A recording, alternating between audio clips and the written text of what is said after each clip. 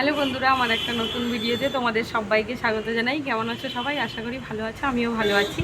আজকের ব্লগটা এখান থেকে শুরু করছি। তো আজ আমরা বাড়ি যাব, আমি, আমার ছেলে আর তোমাদের দাদা ভাই। কেন বাড়ি যাব, কিসের জন্য বাড়ি যাব, পুরো ভিডিওটা দেখো, দেখলেই তোমরা বুঝতে পারবে। আর বাবা মা আমাদের সঙ্গে আজ যাচ্ছে না। তো চলো পুরো ভিডিওটা দেখতে থাকো।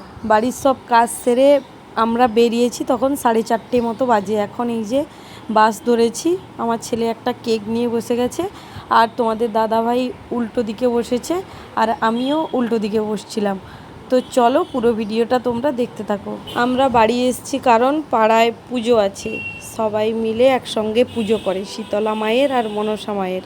এবার প্রত্যেকবারেই আমার বাড়ি থেকে শীতলা মাকে দেওয়া হয়, মানে দান করা হয়।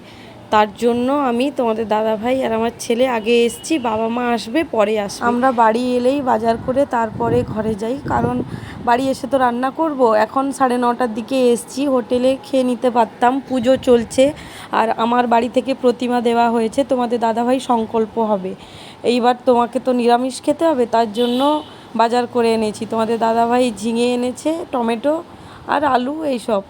তো কালকে রাতের ভিডিওটা আর কন্টিনিউ করা হয়নি। কালকে রাতে আমরা এসেছি 9:30টার দিকে, তারপর বাড়ি এসে রান্না করেছি। রান্না করে ঘুমাতে 10টা 10:30 মতো বেজে গেছে। তারপর খাওয়া দাওয়া করে ঘুমিয়ে গেছি। তো চলো আজকে সারাদিন কি কি করি না করি সব তোমাদের সঙ্গে শেয়ার করব, পুরো ভিডিওটা দেখতে থাকো। কাল রাতে যখন বাড়ি আসি তখন দুটো প্রতিমার মুখ ঢাকা ছিল, দেখতে পারিনি, তাই সকালে আমি এসছি এখন দেখতে কেমন বানিয়েছে ঠাকুর। আর এই যে দেখো ঠাকুর মশাই চলে এসছে, এখন সব গোছানো শুরু হয়ে গেছে। আমার বাড়ি থেকে শীতলা মায়ের প্রতিমাকে দেওয়া হয়েছে, আর এক কাকুর বাড়ি থেকে মনসা মায়ের প্রতিমাকে দেওয়া হয়েছে। আমি ঘুম থেকে 5:30টার দিকে উঠেছি। ঘুম থেকে ওঠার পর এই যে এখন ঘর পরিষ্কার করছি।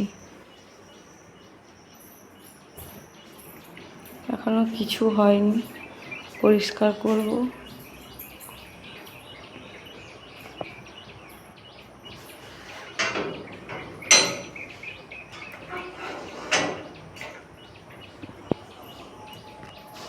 আর আজকের ওয়েদারটা দেখো কেমন মেঘলা মেঘলা হয়ে আছে।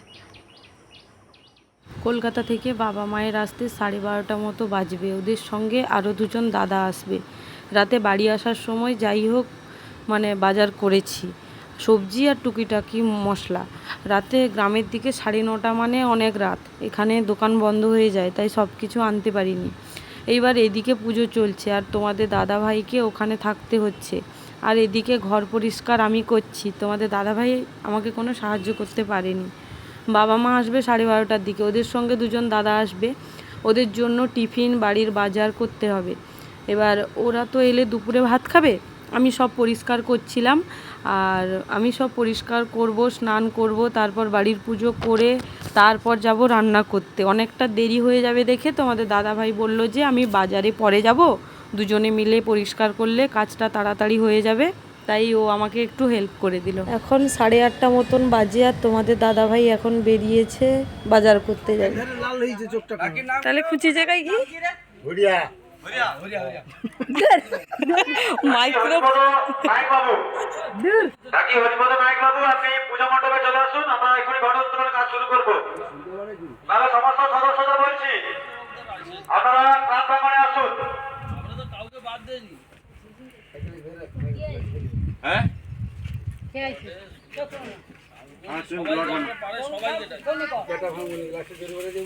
তো যাই হোক, স্নান টান করার পরে এখন চলে এসেছি পুজোর কাছে। তোমাদের দাদা ভাইয়েরও স্নান হয়ে গেছে, ও সংকল্প হবে, আর আমি যাব এখন ঘর তুলতে। আমার ছেলে তখন বাড়িতে ছিল না, ও গেছিল আমার এক ননদের বাড়ি, মানে আমার কাকা শ্বশুরের মেয়ের বাড়ি।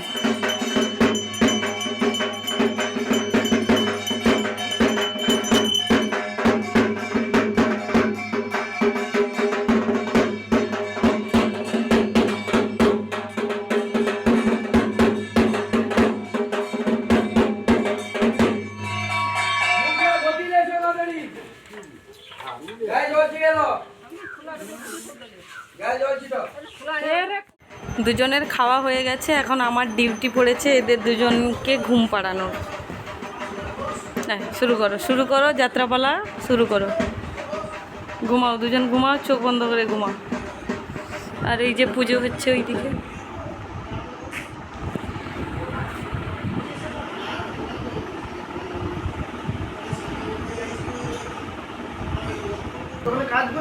আর এখানে রান্না বান্না চলছে শীতলা মায়ের আর মনসা মায়ের।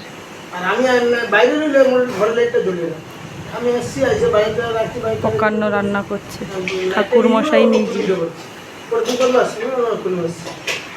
তারপরে খাওয়া করছি, খাওয়া করে মুখ টুক ভিজে আসছি, জল খাইছি, বাইরে দিয়েছি, বাইরে ঘুরে এসে গাড়ি বন্ধ করবো। এই যে ময়দা মাখাচ্ছে এদিকে। ঠাকুর মশাই নিজের হাতে রান্না করেছে। এটা পালক। এখানে আছে লুচি, সুজি, কাঁচা কলার ভাজা, আলু ভাজা, পটল ভাজা, বেগুন ভাজা আর উচ্ছে ভাজা।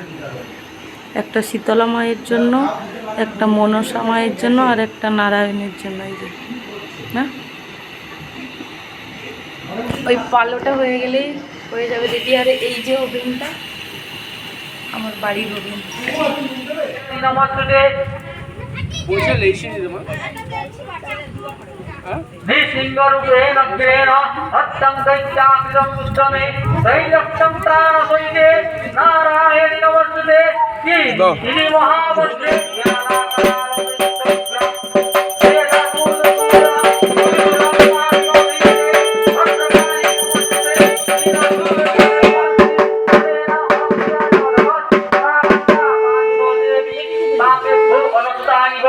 অসুরা শ্রী প্রধাবঙ্গ সত্যিজগ্রেকজ্জ্বলা।